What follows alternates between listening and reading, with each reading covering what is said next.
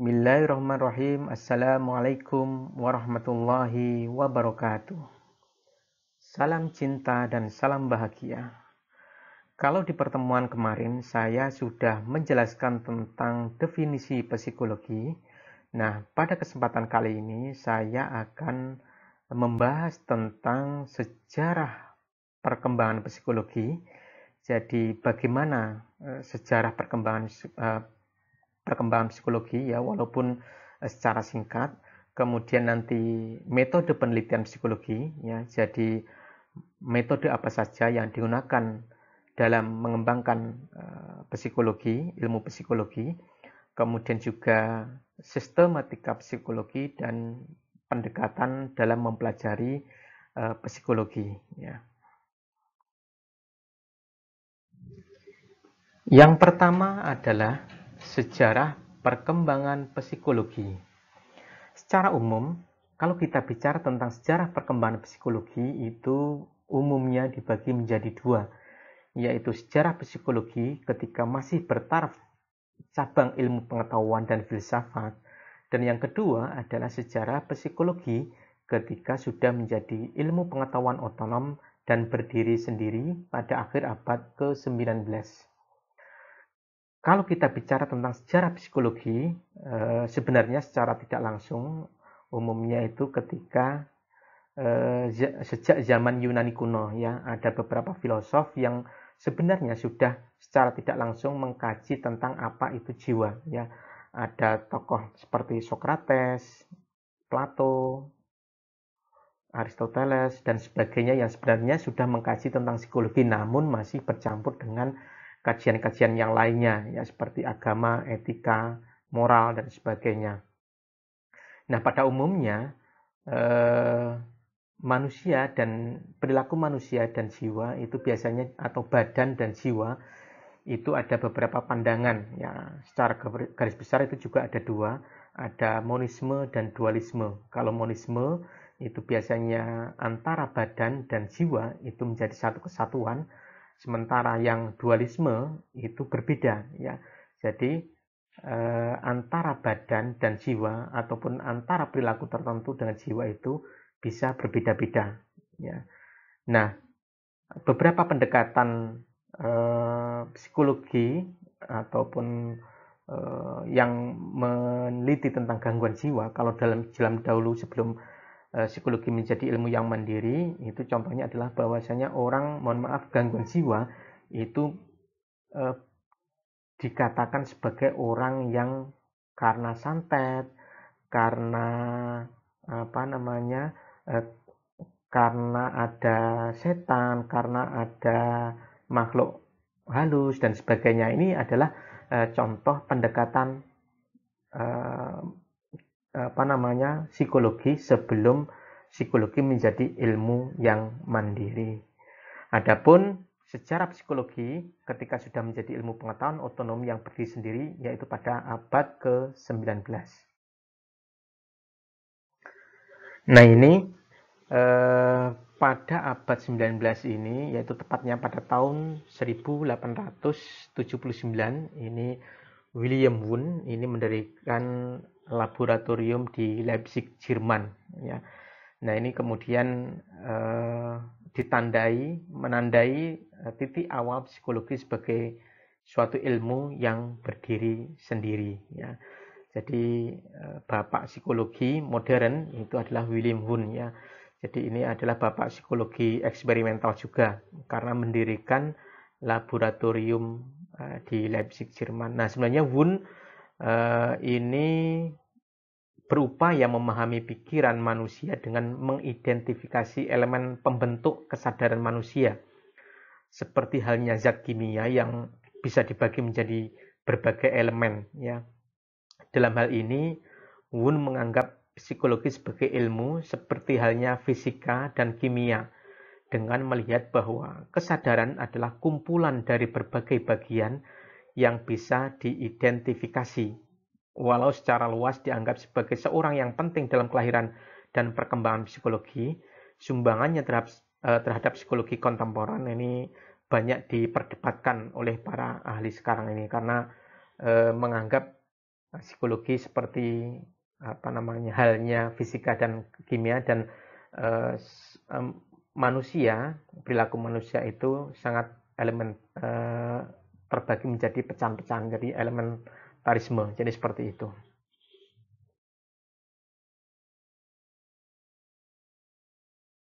Psikologi setelah Wundt ya.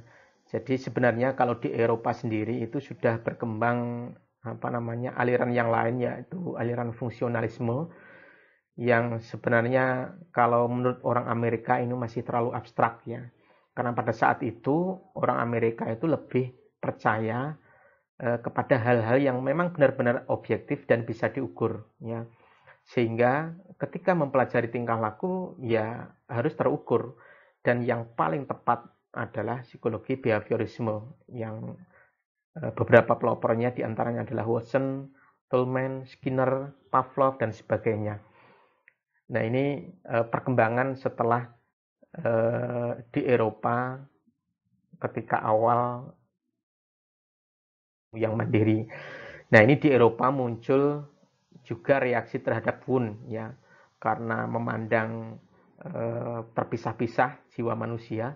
Kemudian ada satu aliran yang disebut sebagai aliran Gestalt ya, yang menolak ajaran elementisme Wundt ya, yang berpendapat justru bahwa gejala kejiwaan itu ya menjadi satu kesatuan yang utuh yang tidak bisa dipisah-pisahkan ya. Nah, kemudian disebut sebagai Gestalt ya. Ada beberapa tokoh, ini ada Wertheimer, Kafka, Kohler ya, yang menganggap bahwasanya perilaku manusia itu ya harusnya saat memandang manusia itu ya harus satu kesatuan, tidak kemudian terpisah-pisah ya. Seperti misalkan kalau kita lihat malam hari, kemudian ke kota, kemudian ada lampu yang membentuk satu bentuk misalkan burung, bunga dan sebagainya. Nah itu kan sebenarnya kan dari bola lampu yang banyak sekali ya menjadi satu kesatuan. Tapi ketika sehingga membentuk sesuatu yang berarti. Nah ketika satu bola lampu yang yang mati, tentu itu akan menjadi artinya akan berbeda, bentuknya menjadi berbeda. Nah ini gambaran sedikit tentang Gestalt ataupun aliran Gestalt. Selain itu juga di Eropa berkembang yang disebut dengan aliran psikoanalisa yang sebenarnya besar pengaruhnya terhadap perkembangan psikologi hingga sekarang ini ya. Ini seperti peranan dokter ahli jiwa, psikiater ada Charcot, Janet, kemudian Freud. Nah ini yang sebenarnya tokoh utama psikoanalisa, walaupun di akhir perkembangan di psikologi ini Freud lah yang kemudian dianggap sebagai tokoh utama yang melahirkan psikoanalisa ya. Psikoanalisa tidak hanya berusaha menjelaskan segala sesuatu yang tampak dari luar saja, tetapi secara khusus berusaha menerangkan apa yang terjadi di dalam atau di bawah kesadaran manusia. Maka sering juga dikenal psikoanalisa sebagai psikologi dalam ya. Nah sebenarnya kalau kita bicara tentang psikoanalisa ini adalah yang dikembangkan oleh Sigmund Freud, dan ini nanti dalam teori kepribadian, teori psikologi yang lainnya ini menjadi sesuatu yang sering dikutip dalam mempelajari psikologi. Metode yang digunakan dalam mempelajari psikologi, yang pertama adalah sebagai ilmu, psikologi menggunakan beberapa metode dalam penelitiannya. Ya, jadi kalau kita bicara tentang perkembangan psikologi modern, ya tentunya harus metodenya bersifat ilmiah ya, harusnya seperti itu ya. Jadi ilmiah itu seperti mempunyai ciri-ciri objektif ya. Artinya dapat memberikan data atau informasi yang benar sesuai dengan keadaan objek yang sesungguhnya. Kemudian juga adekuat, artinya memadai sesuai dengan masalah dan tujuannya. Kemudian juga reliable, artinya dapat dipercaya, memberikan informasi yang tepat dan tepat ya. valid, kemudian artinya dapat dipercaya, sahih, sesuai dengan objeknya. Kemudian juga sistematis, artinya memberikan data atau informasi yang tersusun baik sehingga memudahkan penarikan kesimpulan. Dan yang terakhir adalah akurat, artinya memberikan data informasi dengan teliti. Nah, ada beberapa macam metode yang digunakan dalam psikologi, yaitu yang pertama adalah metode eksperimen. Nah, metode ini merupakan observasi ataupun pengamatan ya terhadap kejadian atau gejala yang berlangsung di bawah kondisi atau syarat tertentu. Ya. Biasanya dalam psikologi metode eksperimen ini bermaksud menyelidiki pengaruh kondisi tertentu terhadap tingkah laku individu. Nah, ada beberapa macam eksperimen. Biasanya ada eksperimen sesungguhnya, yaitu alami yang berada di kehidupan manusia. Kemudian juga ada eksperimen semu yang dikondisikan dalam satu lab ataupun dikondisikan terlebih dahulu. Nah, ini metode eksperimen. Nah, saya kira ini yang paling sering digunakan dalam psikologi ya. Kemudian berikutnya adalah metode non eksperimen. Nah, ini salah satu dari sekian banyak cara yang dilakukan oleh para ahli psikologi untuk mengkaji perilaku ya. Pengkajian perilaku tidak selalu dapat atau perlu dilakukan di laboratorium tentunya ya. Misalkan bayi yang masih kecil umpamanya mungkin berperilaku amat berbeda di dalam laboratorium, tapi akan lebih pas apalagi di rumah bersama orang tua, mainan dan dikenalnya di sekitar dirinya dan bersifat alami, sehingga itu juga disebut sebagai metode non eksperimental. Nah, ini biasanya ada beberapa bagian. Metode non eksperimental ini bisa menggunakan metode observasi ya. Bisa menggunakan metode observasi, yaitu mengamati ya, atau perhatian terletak pada pengobservasian perilaku, kemudian perekaman, pengukuran peristiwa, dan penguji cobaan sesuatu untuk menarik kesimpulan ya. Nah, ini observasi secara cermat terhadap perilaku burung, manusia merupakan titik awal banyak riset penelitian ya. Jadi ini menjadi salah satu yang menarik ya, observasi ya, pengamatan. Kemudian juga nanti ada metode studi kasus ya. Jadi ada metode studi kasus, misalkan ini peristiwa yang terjadi Wina, misalkan sebelum peralihan abad ini, seorang dokter berpenampilan sederhana hampir dapat dikatakan puritan ya, mengejutkan dunia kaum terpelajar. Ketika itu sang dokter memproklamasikan bahwa asal muasal cinta pada anak-anak adalah daya tarik seksual. Nah, ini bayangkan situasi ini ya, Sigmund Freud ya. Nah, ini pada awalnya hanya meneliti terhadap anak-anaknya ya, seperti kisah dongeng Nina Bubuk Ilmiah ya. Freud dalam suratnya beberapa hari kemudian kepada sahabatnya menggambarkan bahwasanya ini menjadi sesuatu yang cukup penting ya. Nah, ini contohnya adalah metode studi kasusnya. Nanti juga bisa saja kayak Piaget yang meneliti tentang anak-anaknya, hanya kasus anak-anaknya saja. Ini bisa saja nanti juga menjadi metode yang khusus yang digunakan oleh psikologi ya. Kemudian juga ada nanti studi kasus metode survei ya. Metode survei ini yang paling umum kalau kuantitatif ya, yang metode ini bertujuan mengumpulkan sejumlah besar variabel mengenai sejumlah besar individu melalui alat pengukur ya, seperti wawancara ataupun angket ya.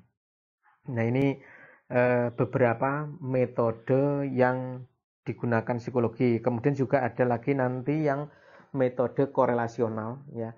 Metode korelasional ini meneliti hubungan sebab akibat ya, dua variabel. Misalkan contohnya studi yang mempelajari saling hubungan antara kepemimpinan dengan prestasi kerja, atau misalkan korelasi antara hubungan antara minat belajar dengan prestasi belajar. Nah, ini adalah contoh-contoh pengembangan psikologi ataupun metode yang digunakan dalam psikologi sebagai ilmu modern ya. Ini seperti itu. Kemudian sistematika psikologi ya, kalau kita bicara tentang sistematika itu dibagi menjadi dua ya, psikologi umum dan psikologi khusus ya. Psikologi umum itu mempelajari gejala-gejala jiwa secara umum, kemudian psikologi khusus yang mempelajari gejala-gejala jiwa khusus pada aspek kehidupan manusia ya. Kalau kita bicara tentang psikologi secara umum ya, psikologi secara umum ini biasanya mempelajari tentang hakikat perilaku secara umum yang ada pada manusia itu sendiri ya. Sementara kalaupun yang khusus ini berarti ada kekhususan pada bidang tertentu ya. Seperti contohnya perkembangan. Nah, ini kan mengkaji antara pertumbuhan dan perkembangan manusia dari misalkan dari prenatal sampai usia lanjut ya. Nah, ini kan dipelajari ya masing-masing fase perkembangan. Kemudian juga ada psikologi anak. Nah, ini khusus spesifik mengkaji perilaku anak. Nah, ini juga ada. Kemudian psikologi sosial. Nah, psikologi sosial ini mengkaji kehidupan sosial secara sosial, hubungan manusia, individu dengan sosialnya. Nah, ini psikologi sosial. Kemudian juga ada psikologi klinis, ada psikologi industri ya. Nah, ini berkaitan tentang psikologi industri ini yang perilaku manusia di industri. Kemudian psikologi abnormal ini khusus mengkaji tentang perilaku abnormal pada manusia. Kemudian nanti psikologi kepribadian, nah ini mengkaji tentang pribadi manusia.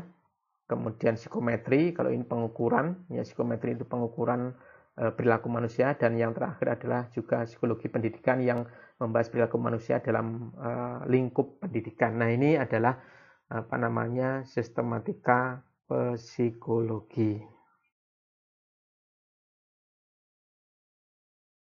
Adapun pendekatan dalam mempelajari psikologi ya, ada beberapa macam ya. Jadi yang pertama ini, studi psikologi dapat didekati dari berbagai sudut pandang. Yang pertama adalah pendekatan neurobiologi ya. Kalau kita bicara tentang neuro itu kan berarti kan saraf, kemudian biologi ini adalah kehidupan ya. Ya, ini yang menghubungkan perilaku dengan hal-hal yang terjadi dalam tubuh, terutama dalam otak dan sistem saraf, dan mengkhususkan proses neurobiologi yang mendasari perilaku dan kegiatan mental. Jadi perilaku manusia itu didekati dari sel saraf ataupun otak manusia ya. Contohnya ya, perilaku manusia akan menjadi berubah ketika misalkan seseorang itu jatuh. Kemudian mohon maaf, misalkan jatuh, kemudian kepalanya terbentur, kemudian ada beberapa sel saraf yang mohon maaf terputus. Nah, ini kemudian membuat dirinya berperilaku tertentu, misalkan menjadi keanak-anakan, linglung dan sebagainya. Nah, ini menandakan bahwasannya betapa pentingnya sel saraf ini dalam menentukan perilaku manusia. Berikutnya adalah pendekatan perilaku atau behavioristik. Ya.